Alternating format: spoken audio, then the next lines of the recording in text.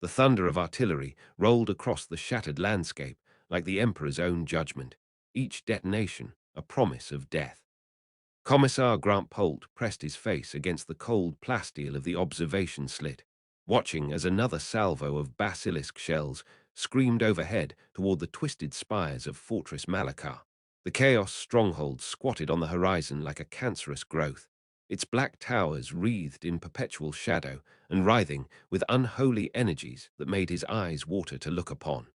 3 months, 3 bloody months they had been pounding at this accursed place, and still it stood defiant against the righteous fury of the Astra Militarum. The casualties were mounting beyond counting, entire companies reduced to scattered handfuls of broken men who jumped at shadows and muttered prayers to ward off the nightmares that came with sleep.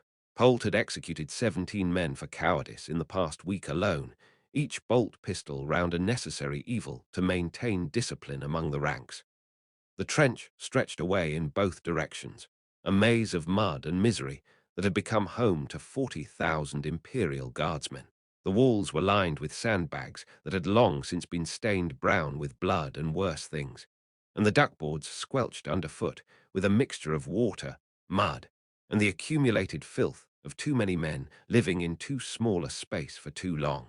The air was thick with the stench of unwashed bodies, cordite, and death that seemed to cling to everything like a second skin.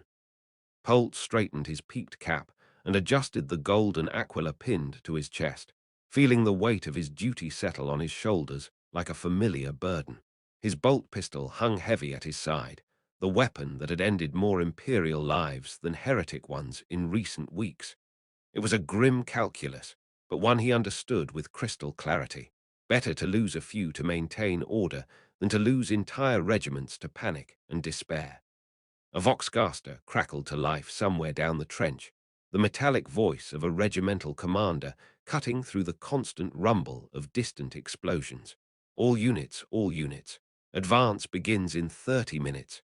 Emperor protect us all. The transmission cut off with a burst of static, leaving behind only the sound of men checking their weapons and muttering final prayers.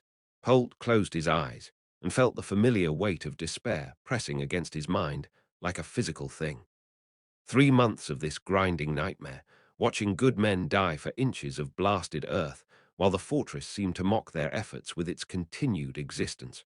He had sent thousands to their deaths with orders barked through gritted teeth, each one a necessary sacrifice on the altar of imperial victory. The faces haunted him in the brief moments between waking and sleep, accusing eyes that seemed to ask why he still lived while they had died. But duty was duty, and the Emperor's will was absolute. Polt opened his eyes and began walking down the trench, his polished boots splashing through puddles of contaminated water as he moved between the firing positions. The men looked up as he passed, their faces gaunt with exhaustion and marked by the 1,000-yard stare that came with too much combat. Some nodded respectfully, others simply stared through him as if he were already dead. "Guardsman Tors," Polt called out to a young soldier who was fumbling with his lasgun's power pack. The boy looked up with wide, frightened eyes that reminded Polt uncomfortably of his own son back home. The thought sent a spike of pain through his chest that he ruthlessly suppressed. There was no room for weakness here, no space for the luxury of emotion. "Sir, Commissar, sir," Tors stammered, snapping to attention despite the tremor in his hands.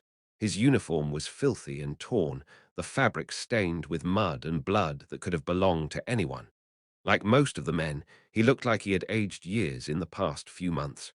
"Your weapon, guardsman. Show me." Polt's voice was level, betraying nothing of the weariness that threatened to drag him down into the same despair that claimed so many others. He watched as Tors fumbled with the power pack, his hands shaking so badly that he nearly dropped it into the mud. It's been giving me trouble, sir. Keeps overheating after just a few shots." The boy's voice was barely above a whisper, fear making him stutter over the words. Polt could see the terror in his eyes, the knowledge that a malfunctioning weapon could mean death not just from the enemy, but from his own officers. Polt took the lasgun and examined it, like he has done thousands of times before, his fingers finding the small imperfections in the casing that spoke of long use and poor maintenance. The weapon was on the verge of complete failure, more dangerous to its user than to any enemy. In better times, he might have sent the boy to the rear for a replacement, but these were not better times, and there were no replacements to be had. "How long have you been carrying this piece of scrap?" The question came out harsher than intended, and Polt saw the boy flinch as if struck. The sight triggered another wave of self-loathing that he pushed down with practiced ease.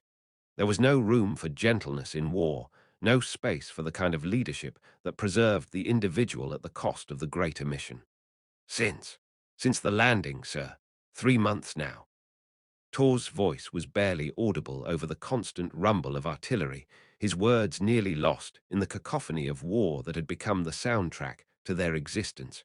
Polt could see the resignation in the boy's posture, the acceptance of fate that marked so many of the men these days. 3 months with a weapon that should have been replaced after 3 weeks. It was symptomatic of the entire campaign, a grinding war of attrition where men and materiel were consumed like fuel in a furnace. The Departamento Militarum had promised resupply convoys that never came, reinforcements that existed only on paper, and victory that seemed as distant as the stars themselves. Polt handed the lasgun back and fixed Tor's with a stare that had sent stronger men to their knees. "You will make do, guardsman. The Emperor does not suffer the weak to live, and neither do I. If that weapon fails you in the coming assault, you will fix bayonet and charge regardless. Do you understand me?" "Yes, sir. Emperor protects, sir." The words came out in a rush, the standard response of a man who had learned that questioning orders was a quick path to a bolt pistol round in the back of the head. Tors clutched his lasgun like a lifeline, his knuckles white with the force of his grip. Polt moved on without another word, his inspection continuing down the length of the trench. Everywhere he looked, he saw the same story repeated. Men pushed beyond their limits, equipment failing faster than it could be maintained, and an enemy that seemed to grow stronger with each passing day. The fortress loomed ahead like a monument to futility, its walls scarred but unbroken, its towers still standing in defiance of the Emperor's will. The sound of boots on duckboards announced the arrival of Colonel Brennan, the regimental commander whose orders had sent so many men to their deaths over the past 3 months. The man looked as haggard as his troops, his uniform stained and his face marked by the stress of constant command. But his eyes still held the fire of conviction, the absolute certainty that their cause was just and their victory inevitable. "Commissar Polt," Brennan called out as he approached, his voice carrying the weight of exhaustion that seemed to afflict every officer in the campaign. "I trust the men are ready for the assault." Polt turned to face his superior, noting the slight tremor in the colonel's hands and the way his eyes kept darting toward the fortress. Even the officers were beginning to crack under the pressure, their facade of confidence wearing thin after months of grinding warfare. "As ready as they can be, Colonel. Morale is manageable." It was a lie, and both men knew it. Morale was in the pit, buried under the accumulated weight of too many failed assaults and too many dead friends. The men would advance because they had to, but they would do so without hope and without faith in anything beyond their own immediate survival. "Good, good." Brennan's smile was strained, a poor attempt at projecting confidence he clearly didn't feel. "High Command assures me that this assault will be different. The artillery has been targeting specific weak points identified by our tech adepts, and we have support from the armored companies." The same promises they had been given before every assault, the same assurances that this time would be different. Polt had heard them so many times that they had lost all meaning, becoming just another part of the ritual of war that preceded each new wave of slaughter. The armored companies were down to half strength, their vehicles bleeding oil and ammunition in equal measure, and the artillery had been firing the same bombardment patterns for weeks with no measurable effect. "Of course, Colonel, the Emperor's will shall be done." The words tasted like ash in his mouth, but they were the expected response, the liturgical formula that maintained the fiction of inevitable victory. Polt had spoken them so many times that they had become automatic, a reflex action that required no thought or belief. A new sound cut through the constant rumble of artillery, the distinctive whine of incoming shells that sent every man in the trench scrambling for cover.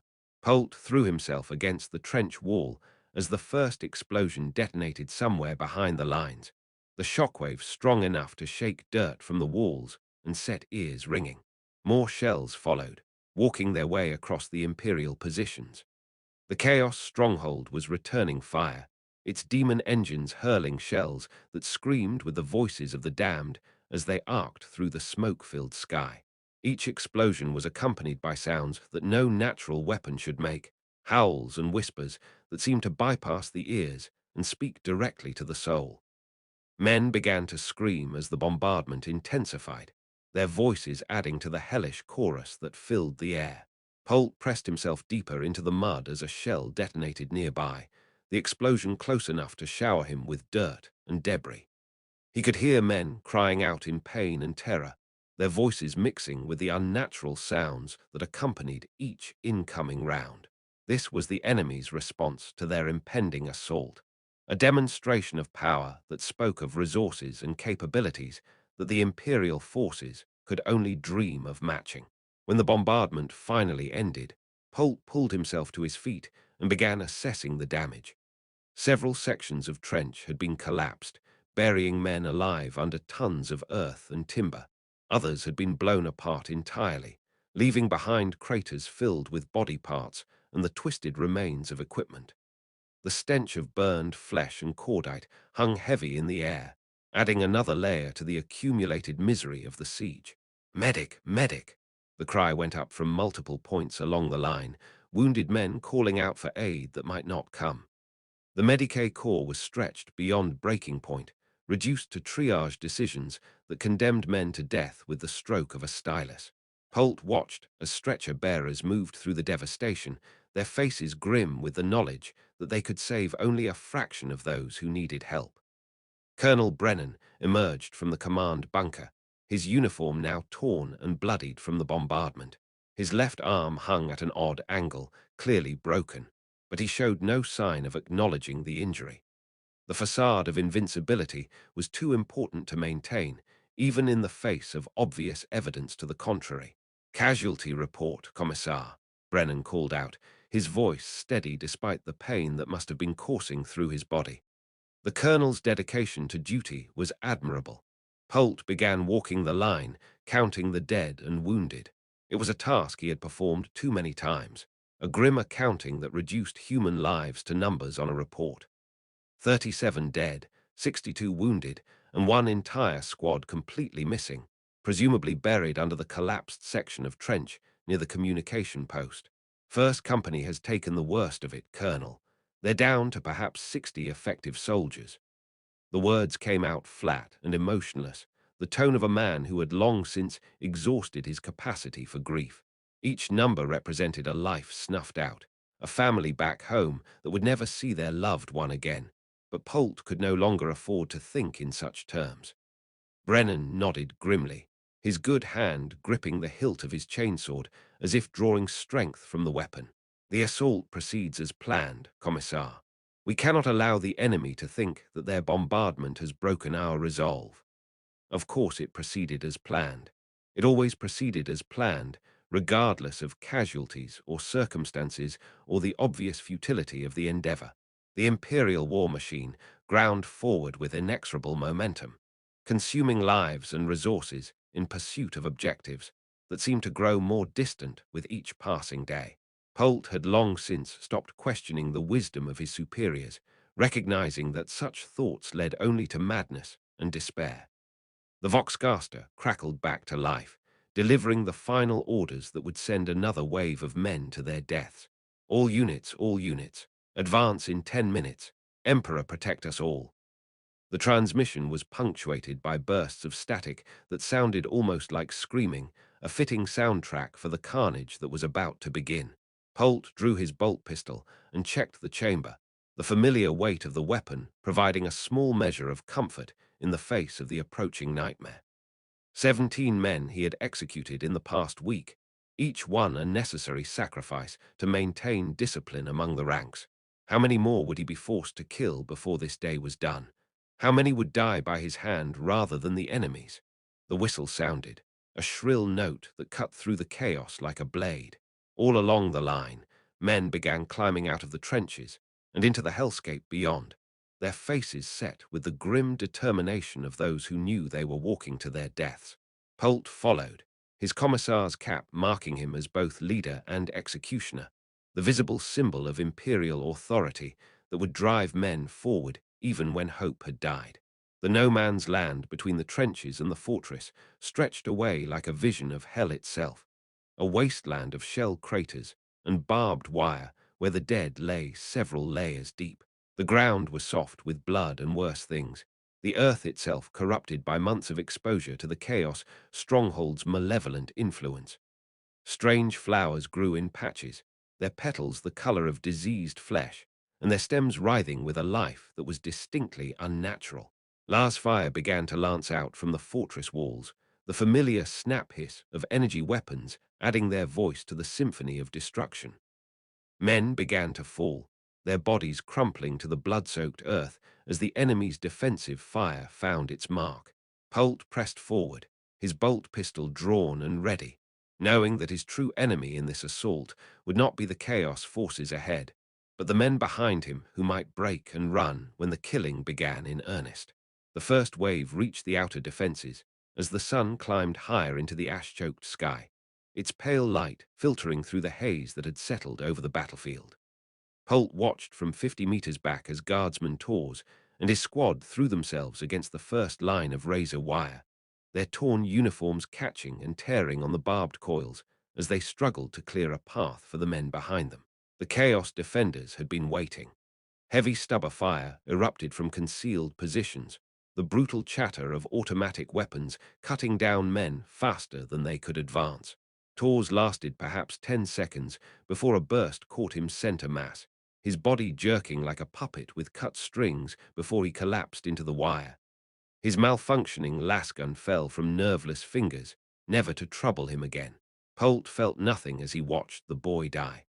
The capacity for individual grief had been burned out of him weeks ago, replaced by a cold pragmatism that allowed him to function in the face of such overwhelming loss.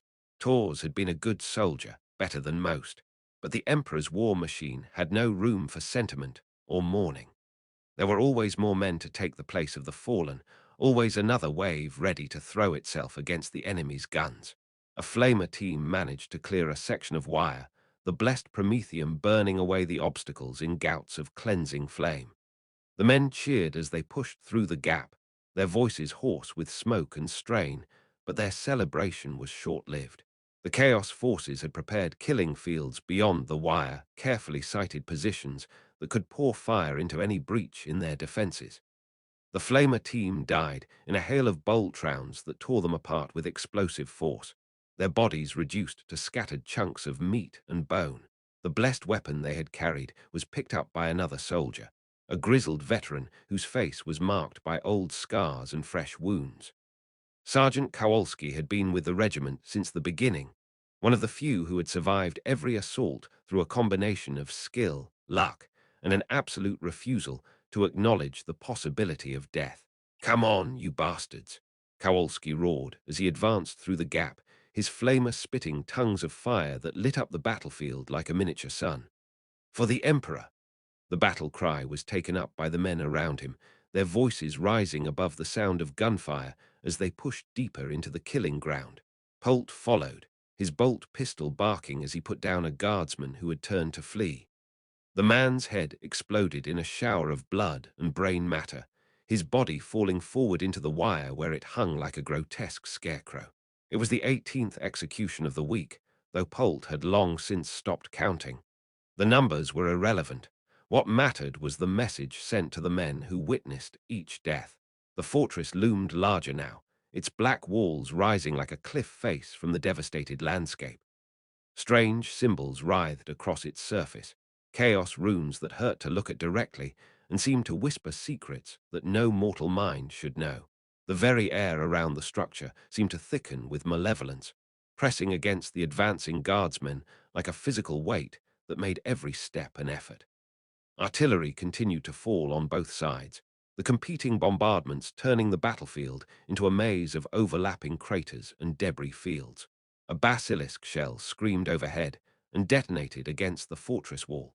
the explosion flowering in a brief ball of orange flame that faded to reveal the structure completely unmarked. The Chaos stronghold seemed to absorb the Imperial fire like a sponge, its alien architecture proof against weapons that could level cities. Sergeant Kowalski's advance ground to a halt as the second defensive line opened fire, this time with weapons that defied easy classification. Beams of sickly green light lanced out from the walls, each one accompanied by sounds that seemed to bypass the ears entirely and speak directly to the brain. Where the beams touched, men simply ceased to exist, their bodies unraveling at the molecular level until nothing remained but empty air and the echo of screams. "Demon weapons," someone whispered, the words carried on the wind like a curse. The knowledge spread through the ranks like a disease, sapping what little remained of their courage and resolve. These were not just heretics they faced, but servants of the dark gods themselves, armed with technologies that violated the natural order of the universe. Polt felt the familiar weight of despair settling on his shoulders like a physical burden. 3 months of this grinding nightmare, and they had advanced perhaps 200 meters toward the fortress. At this rate, the siege would last until the end of the millennium, consuming regiment after regiment in an endless cycle of death and futility.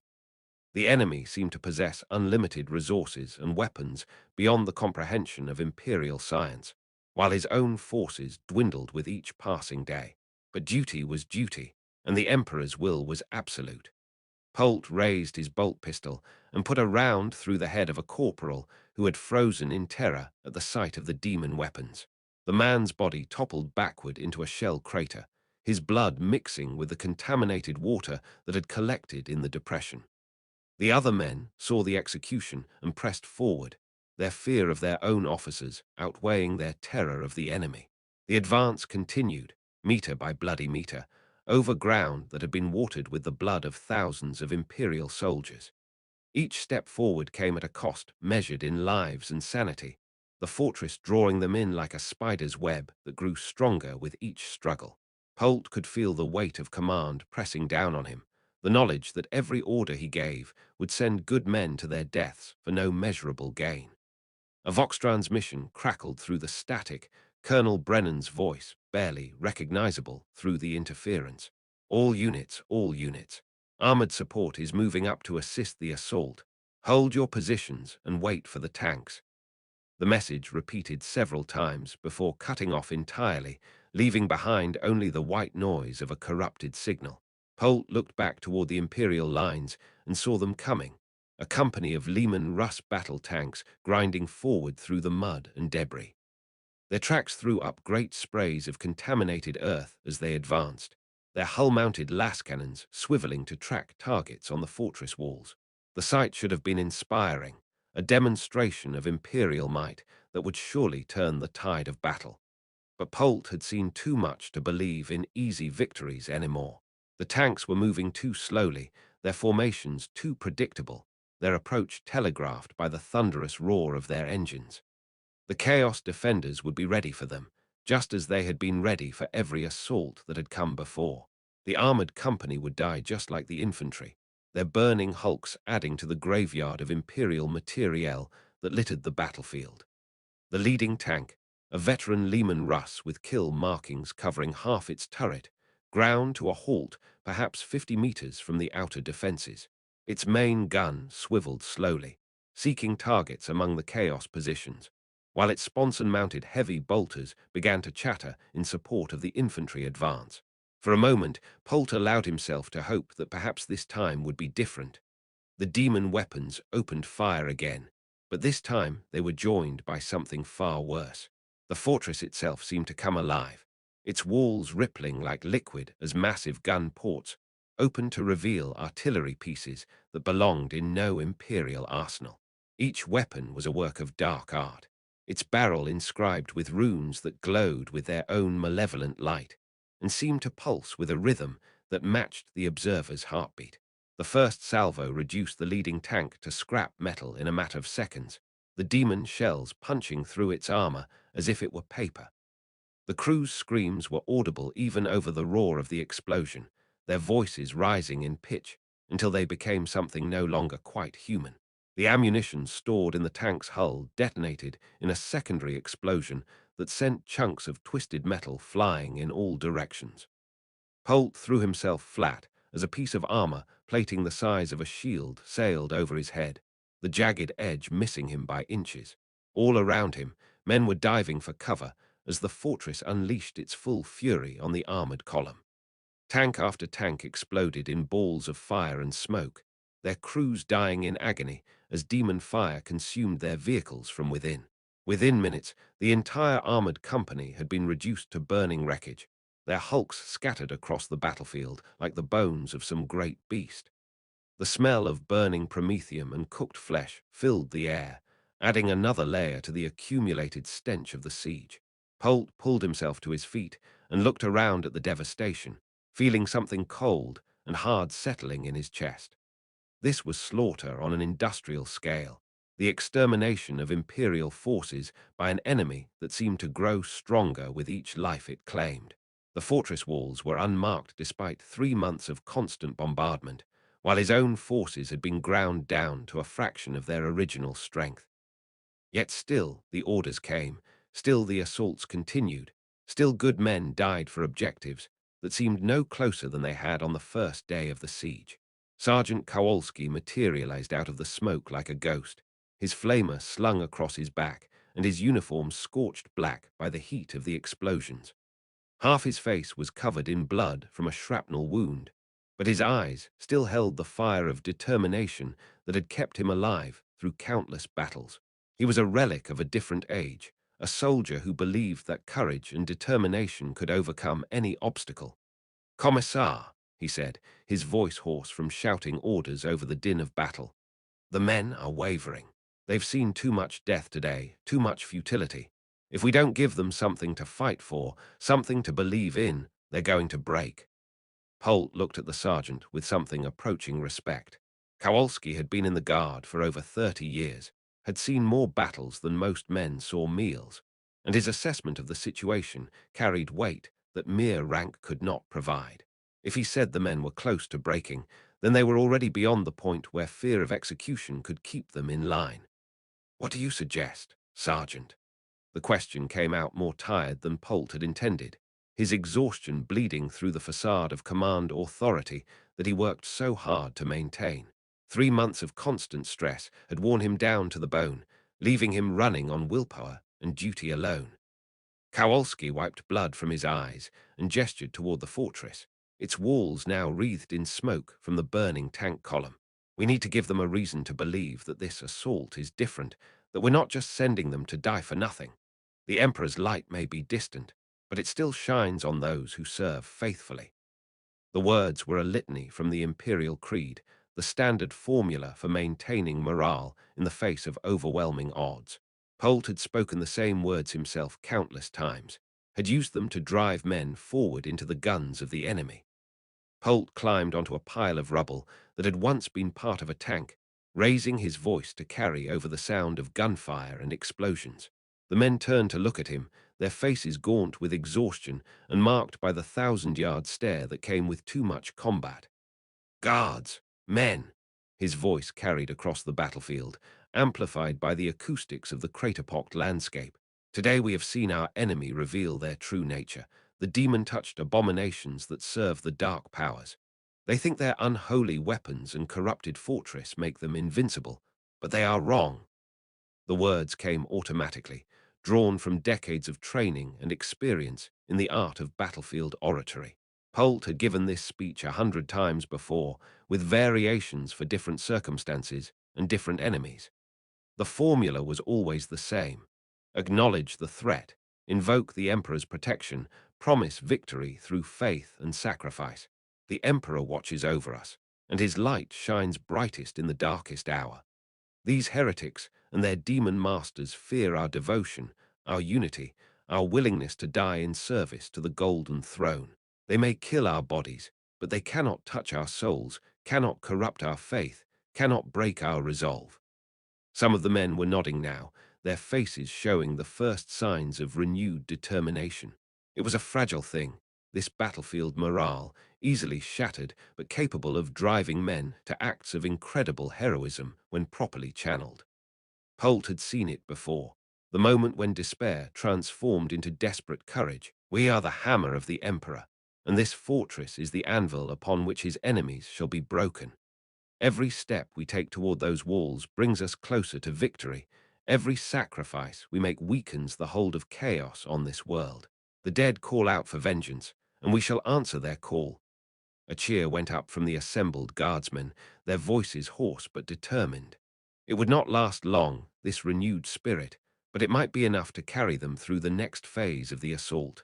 Polt climbed down from his makeshift podium and began organizing the survivors into assault teams, assigning them new objectives. The fortress loomed ahead, its walls now scarred by the failed tank assault, but otherwise unmarked by the day's violence. Somewhere within those twisted spires lay the command center that controlled the chaos forces, the heart of darkness that had to be cut out before this world could be reclaimed for the Emperor. It was a task that would require more than courage and determination, more than faith and sacrifice. It would require a miracle. But miracles were the Emperor's business, not his. Polt's job was simpler: to drive men forward into the guns of the enemy, to maintain discipline through fear and example, to ensure that the Imperial war machine continued to function regardless of the cost in human lives. It was a grim duty, but it was his duty, and he would perform it until death released him from the burden of command. The Voxcaster crackled to life again, delivering new orders that would send another wave of men to their deaths. All units, prepare for final assault on the fortress gates. Emperor, protect us all. The transmission was clearer this time, free of the static that had plagued earlier communications, as if the demon weapons had somehow purged the interference from the airwaves. Polt drew his bolt pistol and checked the chamber one final time, counting the rounds that remained. 19 shots left, 19 chances to maintain discipline when the men began to break under the pressure of the assault. It should be enough if his aim remained true and his nerve held steady. The Emperor's justice was swift and absolute, and Polt was its instrument on this battlefield. The final assault began at dusk, when the ash-choked sky turned the color of dried blood, and the shadows cast by the fortress walls stretched across the battlefield like the fingers of some enormous hand. Polt moved forward with the second wave, his bolt pistol held ready as he watched the men ahead of him climb out of their positions and begin the advance toward the Chaos stronghold. The enemy was ready for them. The fortress walls erupted in muzzle flashes as hundreds of weapons opened fire simultaneously, creating a wall of death that seemed impossible to penetrate. The first wave died in place, their bodies cut down before they had advanced 10 meters from their starting positions. The sight should have broken the morale of the men behind them, but somehow they pressed forward, stepping over the corpses of their comrades as they advanced into the killing field. Sergeant Kowalski was among the leaders, his flamer spitting gouts of blessed fire as he burned away the obstacles in his path. The weapon had become something approaching a holy relic to the men, a symbol of the Emperor's wrath that could cleanse the battlefield of heretical taint. Where Kowalski walked, others followed, their faces set with the determination of men who had accepted death as the price of duty. Polt followed 20 meters behind, his trained eye cataloguing the tactical situation as it developed. The assault was proceeding according to plan, which was to say it was a disaster of the first magnitude. The men were dying faster than they could advance, their bodies piling up, creating new obstacles for those who came after. The fortress seemed to have unlimited ammunition, its defenders pouring fire into the Imperial ranks. A Lars bolt sizzled past his head, close enough that he could smell the ozone it left in its wake. Polt dove for cover behind the twisted wreckage of a tank, the metal still warm from the demon fire that had destroyed it hours earlier. The surface was inscribed with chaos runes that seemed to writhe and shift when viewed directly, and he could feel them pulling at his mind with a subtle malevolence that made his skin crawl. Another guardsman joined him in the meager shelter, a young corporal whose uniform was torn and bloodied from the advance. The man's eyes were wide with terror, his hands shaking as he tried to reload his lasgun with fingers that refused to cooperate. Polt recognized the signs of a man on the edge of complete breakdown, pushed beyond his limits by the horror of the battlefield. "Corporal Vance," Polt said, his voice cutting through the noise of battle with authority. "Report on your squad's status." Vance looked at him with the expression of a man who had seen too much death in too short a time. His lips moved for several seconds before any sound came out, his mind struggling to process the question through the fog of combat stress. When he finally spoke, his voice was barely above a whisper. "Dead, sir, all dead. The demon weapons. They just unmade them, sir. 1 second they were there, the next they were gone. Not even bodies left behind, just nothing." The words came out in a rush, punctuated by the sharp crack of Lars fire and the deeper boom of artillery. Polt felt something cold settle in his stomach as he processed the report. Demon weapons that could unmake flesh and bone, reduce living men to nothing more than empty air and screaming souls. It was a violation of the natural order that spoke of powers beyond human comprehension, forces that treated the laws of physics as mere suggestions to be ignored at will. "Pull yourself together, Corporal," he said, though the words lacked their usual conviction. "The Emperor expects every man to do his duty, regardless of the nature of the enemy we face." Vance nodded out of reflex, but Polt could see that the man was beyond caring about duty or the Emperor's expectations. He had crossed the line that separated functional soldiers from broken men, and no amount of threats or inspiration would bring him back. The corporal would continue to fight, but only because the alternative was a bolt pistol round in the head, and even that might seem preferable to what lay ahead.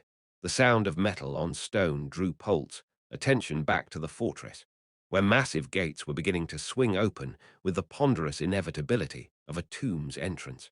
The portal was easily 20 meters high and half as wide, its surface covered in the same writhing runes that adorned the walls. As it opened, a sound emerged that no human throat could produce, a harmonious shriek that seemed to bypass the ears entirely and speak directly to the primitive fear centers of the brain. What emerged from the gates defied easy description. They had once been human, perhaps, but the touch of chaos had transformed them into something altogether more terrible.